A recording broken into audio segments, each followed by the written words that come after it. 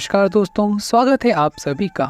आज हम जानेंगे अधिक मास व्रत के नियम, साथ में क्या खाएं और क्या न खाएं, किस मंत्र का जाप करें, किन चीज़ों का दान करें। अधिक मास बहुत ही अधिक पुण्य फल देने वाला फलदायी महीना है जो हर 3 साल के बाद आता है।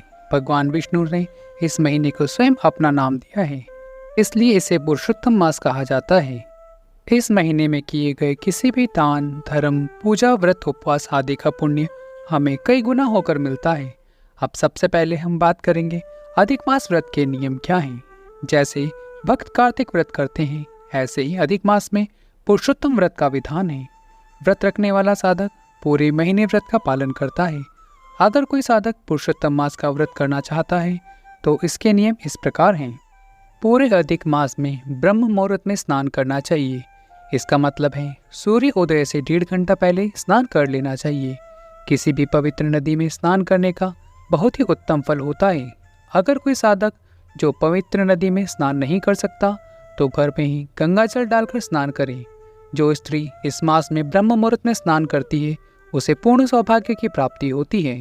इस व्रत में एक समय भोजन का नियम होता है। इसके लिए जमीन पर बैठकर पत्तल पर शाम के समय शुद्ध सात्विक भोजन करना बहुत अच्छा माना गया है। पलंग पर या कुर्सी आदि पर बैठकर खाना नहीं खाना चाहिए। इसके अलावा जमीन पर सोना चाहिए। मलमास के दौरान पति पत्नी को ब्रह्मचर्य व्रत का पालन करना चाहिए।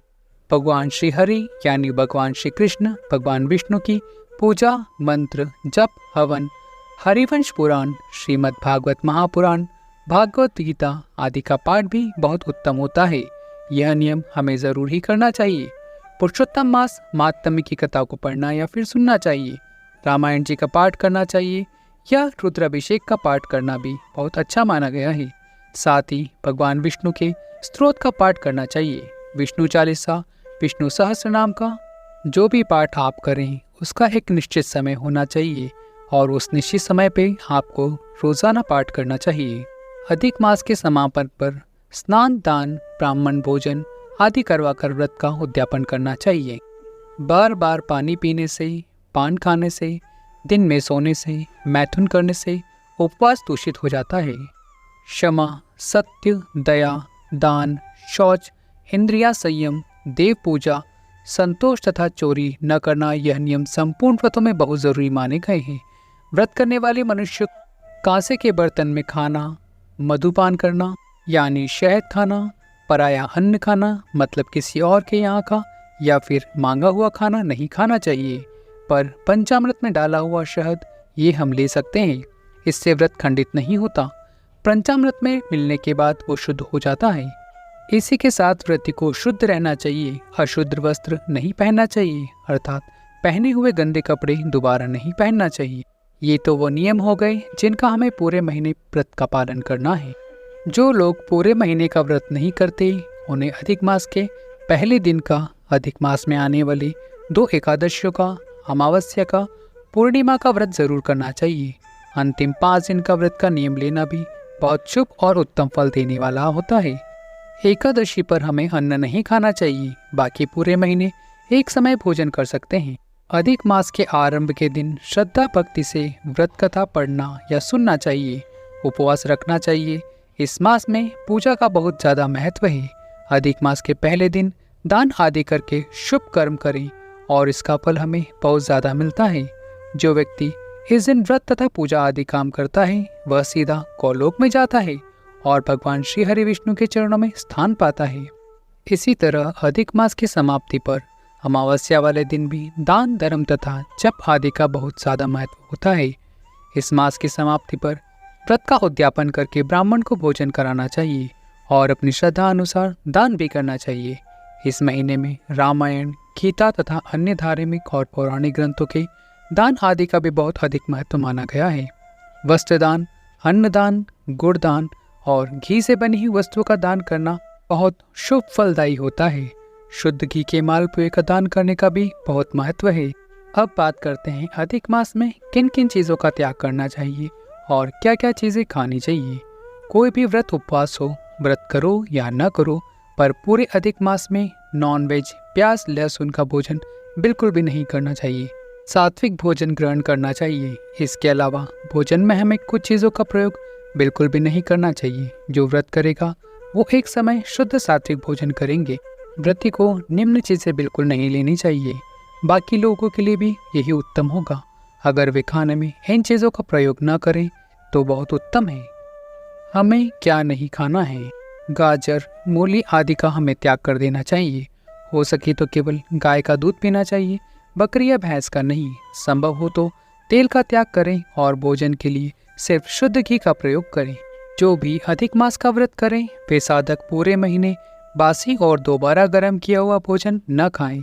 इस महीने में गेहूं, चावल, मूंग, जौ, मटर, तिल, भतुआ, ककड़ी, चौलाई, केला, आम, घी, जीरा, इमली, सेंधा नमक, आंवला, कटहल, शहतूत और मेथी, ये चीज़ें खाना बहुत अच्छा रहता है। ये सभी चीज़ें शुद्ध सात्विक होती हैं। इससे हमारा शरीर हल्का रहता है और पूजा पाठ में ज़्यादा मन लगता है। आइए अब जानते हैं कि अधिक मास में क्या चीज़ें नहीं खाना चाहिए। उड़द, मसूर की दाल, बैंगन, लहसुन, प्याज, राई, मूली, गाजर, फूल गोभी, पत्ता गोभी, चावल का मांड, शहद, बासी अन्न, मांस, मदिरा, धूम्रपान, मादक द्रव्य आदि नहीं खाने व पीने चाहिए, क्योंकि इन सभी में तमोगुण होते हैं। इसके खाने से गुस्सा, बेचैनी ज़्यादा होती है, जिससे पूजा पाठ में मन नहीं लगता है। इसलिए पुरुषोत्तम मास में इनका त्याग करना अति उत्तम माना गया है। आइए अब बात करते हैं कि इस महीने में जाप करने वाली पवित्र फलदायी मंत्र कौन से हैं। पुरुषोत्तम मास में भगवान विष्णु का, भगवान श्री कृष्ण के मंत्रों का जाप करना बहुत अच्छा होता है। इससे साधक की सभी मनोकामनाएं पूर्ण होती हैं। कौन कौन से मंत्र हैं? भगवान विष्णु को याद करिए। ओम नमो भगवते वासुदेवाय नमः, इस द्वादक्षर मंत्र का जाप करिए। ओम नमो नारायण, श्रीमन नारायण नारायण हरि हरि, श्री कृष्ण गोविंद हरे मुरारी, हे नाथ नारायण वासुदेवा आदि मंत्रों का जाप आप कर सकते हैं। ऐसा माना जाता है कि अधिक मास में विष्णु मंत्र का जाप करने वाले साधकों को भगवान विष्णु का आशीर्वाद मिलता है और उनके पापों का अंत होता है। उनकी सभी मनोकामनाएं पूर्ण होती हैं। इसके अलावा महामंत्र हरे कृष्णा कृष्णा कृष्णा हरे हरे, हरे राम राम राम हरे हरे, इसका भी आप जाप कर सकते हैं। इसके अलावा अगर आप दीक्षित हैं तो अपने गुरु मंत्र का भी जाप कर सकते हैं। अगर आपने दीक्षा नहीं ले रखी है तो फिर इनमें से किसी भी मंत्र का आप जाप कर सकते हैं। अपने सामर्थ्य के अनुसार माला फेरने का नियम लीजिए कि आप एक दिन में कितनी माला करेंगे या कितने हजार मंत्रों का जाप करेंगे। यहाँ पे सामर्थ्य के अनुसार इसलिए कहा गया है कि अगर आप कोई नियम लेते हैं तो आपको उसे हर परिस्थिति में पूरा करना चाहिए।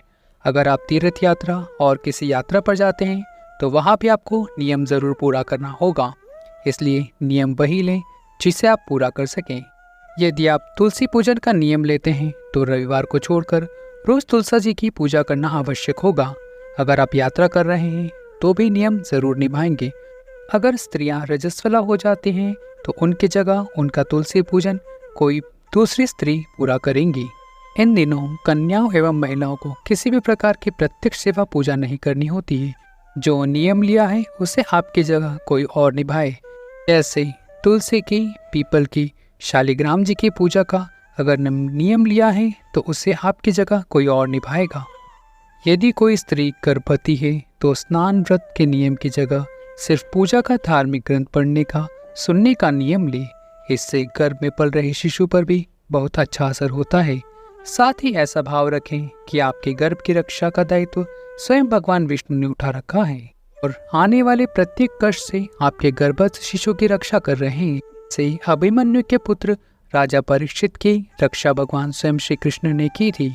आइए अब जानते हैं कि अधिक मास में किन चीज़ों का दान करना चाहिए। पुराणों शास्त्रों में बताया गया है कि इस महीने में व्रत, उपवास, दान, पूजा, यज्ञ, हवन और ध्यान करने से मनुष्य के सारे पाप कर्मों का अंत हो जाता है और उन्हें कई गुना पुण्य फल मिलता है। इस महीने दान किया गया 1 रुपया भी 100 गुना फल देता है। विशेष रूप से याद रखें कि दान हमेशा अपनी शक्ति के अनुसार और सत्पात्र को ही देना चाहिए। मतलब सही व्यक्ति को दान देना चाहिए और अपनी क्षमता के अनुसार देना चाहिए। दूसरी बात, सत्पात्र का मतलब है कि जो उस दान को लेने की योग्य है। इसके अलावा पुरुषोत्तम मास में श्री हरि विष्णु का पूजन के साथ तिथि के अनुसार हमें दान करने का नियम बताया गया है। इससे भी बहुत अधिक फल मिलता है। पुरुषोत्तम मास में तिथि के अनुसार किन किन चीज़ों का दान करना चाहिए। कृष्ण पक्ष के दान, एकम को घी से भरा चांदी का दीपक दान देना चाहिए। दोज को सोने या कांसे का पात्र दान करना चाहिए। तृतीया को कच्चे चने या चने की दाल का दान करना चाहिए। चतुर्थी को खाकर या खजूर देना चाहिए। पंचमी को गुड़ या तुअर की दाल देना चाहिए। छठ को अष्टगंध या लाल चंदन देना चाहिए। सप्तमी और अष्टमी को रक्त चंदन, कपूर या केवड़े की अगरबत्ती देना चाहिए। नवमी को केसर, दशमी को कस्तूरी और एकादशी के दिन गोरोचन या गोलालोचन का दान करें। अब आपके दिमाग में प्रश्न आएगा कि गोरोचन क्या होता है। तो देखो, गोरोचन पीले रंग का एक सुगंधित पदार्थ होता है जिसमें हल्की लालिमा होती है। यह मोम की तरह होता है और सूखने पर बहुत कड़ा हो जाता है।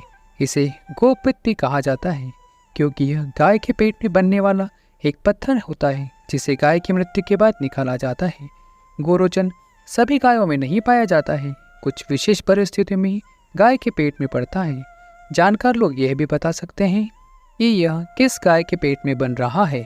बाजार में ये पूजा पाठ की सामग्री की दुकानों पर बड़ी आसानी से मिल जाता है, लेकिन हासिल करने के लिए गाय का वध करना बिल्कुल भी गलत है।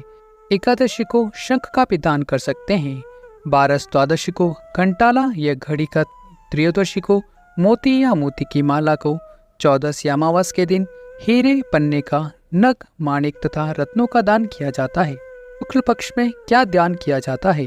एकम में मालपुआ, दोज को खीर भरा पात्र, तीज को दही, चतुर्थी को सूती वस्त्र, पंचमी को रेशमी वस्त्र, छठ को ऊनी वस्त्र, सप्तमी को घी, अष्टम को तिल गुड़, नवमी को चावल, दशमी को गेहूं, एकादशी को दूध, 12 को कच्ची खिचड़ी, 13 को शक्कर या शहद, 14 को तांबे का पात्र और पूर्णिमा के दिन चांदी का नंदी गण का हमें दान करना चाहिए।